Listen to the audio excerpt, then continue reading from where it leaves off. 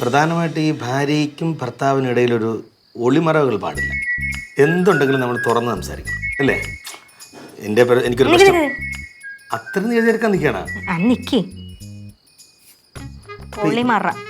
അങ്ങ് ചെറിയ പോയിന്റ് മാത്രം നോട്ട് ചെയ്ത് പോവാം, അല്ലെ? പിന്നെ നമ്മൾ തുറന്ന ഒരു പുസ്തകമായിരിക്കണം.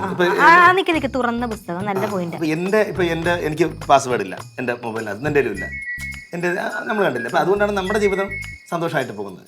ജീവിതത്തിൽ എന്തെങ്കിലും ചെറിയ പ്രശ്നം ഉണ്ടെങ്കിൽ പോലും നമ്മൾ നമ്മുടെ ഇടയോട് പറയണം, തുറന്ന് പറയണം. മൊബൈലിന്റെ പറഞ്ഞില്ല, അത് നല്ലൊരു പോയിന്റ്. മൊബൈല് വാട്സപ്പ് ലോക്ക് അതല്ലോ. അപ്പോൾ നമ്മളെ ഒരു ചെറിയ പ്രശ്നം ഒന്നും മറച്ചു വെച്ചാൽ പിന്നെ എന്താ പ്രശ്നം അറിയാം, പിന്നെ അതിങ്ങനെ ഓരോ ദിവസം വളർന്നുകൊണ്ടേയിരിക്കും.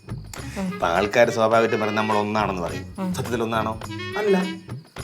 രണ്ടുപേരും രണ്ട് സാഹചര്യങ്ങളിൽ വന്നവരല്ലേടി. രണ്ടുപേരും രണ്ട് തരത്തിൽ ജീവിച്ച് വളർന്നവരാണ്. രണ്ടുപേരുടെ ഇഷ്ടങ്ങൾ വേറെയാണ്. പക്ഷെ നമ്മൾ എങ്ങനെയാണ് പൊരുത്തപ്പെടുന്നത്?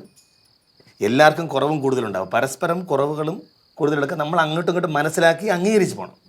പരസ്പരം അംഗീകരിച്ച്, അതാണ് ഏറ്റവും പ്രധാനം.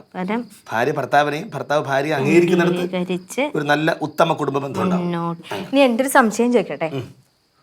ഇപ്പൊ ഒരു പെണ്ണും ചെറുക്കനും വർഷങ്ങളായിട്ട് പരിചയമുള്ളതാണ്, അവർ തമ്മിൽ കല്യാണം കഴിച്ചു.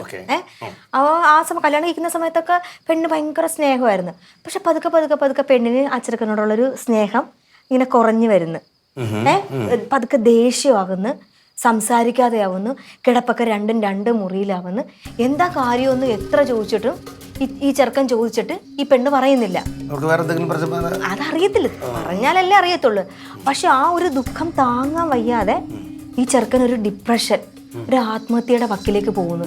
ഇങ്ങനെയുള്ള ഒരാളിന് നമുക്ക് എന്ത് ഉപദേശം കൊടുക്കാൻ പറ്റും? അല്ല, അതിപ്പോൾ ഒരുപാട് വളർന്നു പോയി സംഭവം, അല്ലേ? തുടക്കത്തിലേ നമ്മളത് അറിഞ്ഞിരുന്നെങ്കിൽ നമുക്ക് അതിനനുസരിച്ച് ചെറിയ രീതിക്ക് ഇത് സത്യത്തിൽ ഇത് നമ്മൾ ആദ്യം പറഞ്ഞത് തുറന്ന് സംസാരിക്കാത്തതിൻ്റെ പ്രശ്നമാണ്. അന്നേ തന്നെ അയാൾ ചോദിക്കുന്നത്, ഇയാൾ സ്നേഹം കുറഞ്ഞപ്പോൾ എന്താടി നിനക്ക് എന്താ പ്രശ്നം, നീ ഇത്രയും നാൾ നീ എന്നോട് പെരുമാറിയ പോലെ അല്ലേ ഇപ്പൊ പെരുമാറുന്നതെന്ന് അന്ന് ചോദിക്കുന്നത്. മനസ്സിലായല്ലേ? മാറി കിടക്കുമ്പോൾ ഇയാൾ പോയി ചോദിക്കണം, എന്ത് പറ്റി, നിനക്ക് എന്തെങ്കിലും പ്രശ്നമുണ്ടോ, നിനക്ക് പ്രശ്നമുണ്ടോ, അത് ചോദിക്കാം. അപ്പൊ ഇനിയിപ്പോ സംസാരിക്കണം, അത്രയല്ലേ ഉള്ളൂ. അയാളോട് വളരെ സൗമ്യമായി സംസാരിക്കാൻ പറയണം എല്ലാവരും. അവന്റെ നല്ല സുഹൃത്തിനോട് അത് നല്ല സൗമ്യത ആണോ? ഓക്കെ. എന്ത് സംഭവം? അതൊന്നുമില്ല, അതൊന്നും ഇല്ല. കിടക്കേട്ടെ, ഒന്നുമില്ല. രാത്രി എന്നെ വിളിച്ചോണ്ടിട്ട് എഴുതിപ്പിച്ചത് പറയണോട്ട് ഒരു കാര്യമുണ്ട്, അത് അറിഞ്ഞേട്ടൻ ഞെട്ടും. കിടക്ക് പോ.